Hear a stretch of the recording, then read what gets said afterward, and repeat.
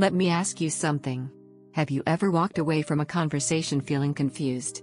Not angry. Not sad. Just unsure. Unsure of what you said. Unsure of what actually happened. Unsure of yourself.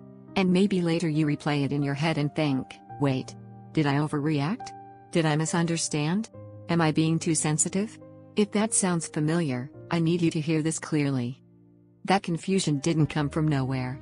And it doesn't mean there's something wrong with you.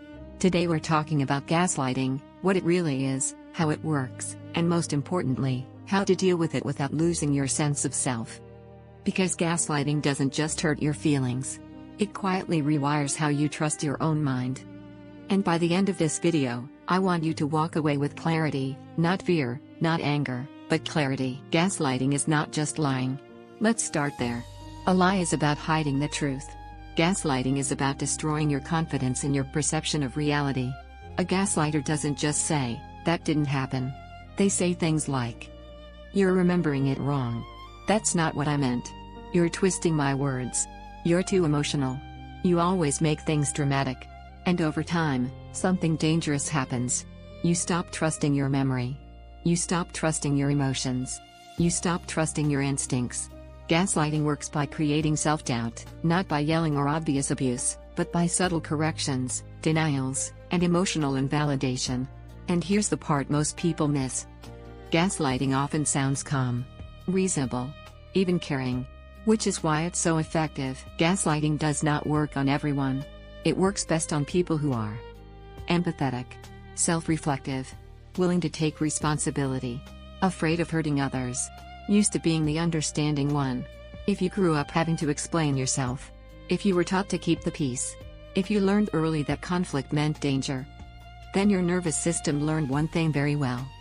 If someone is upset, it must be my fault. Gaslighters don't target strength or weakness. They target conscience. They rely on your ability to self-question, and then they push it too far. Gaslighting is confusing because it creates emotional whiplash. One moment, they're kind, understanding, affectionate. The next moment, you're told you're imagining things, overreacting, misinterpreting. So your brain tries to solve the contradiction. And the easiest explanation becomes, "It must be me." That's how gaslighting hijacks your mind. It doesn't scream. It scrambles. And the longer it goes on, the harder it becomes to tell where their voice ends and your inner critic begins. For many people, gaslighting doesn't start in adulthood. It starts in childhood. With phrases like, "Stop crying, it's not that serious." "You're too sensitive." "That didn't hurt." "You're remembering it wrong." When your emotions are dismissed early, you learn to override them.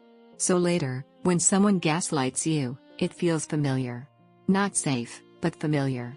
And familiarity is powerful. Here's the difference that changes everything. Healthy communication says, "I see it differently." Gaslighting says, "Your version is wrong." Healthy communication allows two realities. Gaslighting insists on one reality, theirs.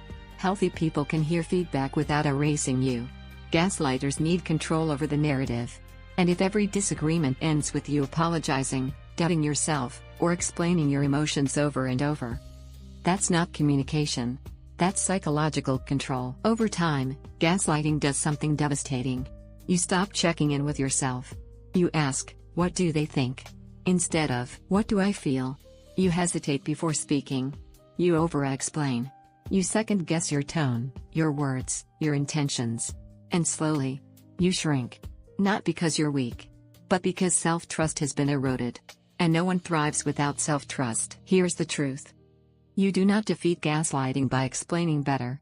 You defeat it by anchoring back into yourself. Here's how. 1. Name what you experience, silently first. You don't need to convince them. You need to stay connected to your reality. 2. Stop arguing about intent. Impact matters more than intent when harm is repeated. 3. Limit emotional explanations. Gaslighters use explanations as openings.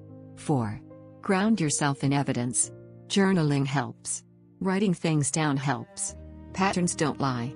5. Notice how you feel after interactions. Confusion is a signal. So is anxiety. And one of the most powerful responses you can use is, "I see it differently." No defense. No debate. No collapse. If this video feels personal, I want you to hear this clearly. You are not broken. You are not dramatic. You are not imagining things. You adapted to survive emotional invalidation. And now, you're learning how to come back to yourself. That takes courage. If you've spent years doubting your reality, clarity can feel unsettling at first. But clarity is freedom. And you deserve to live in a reality you trust.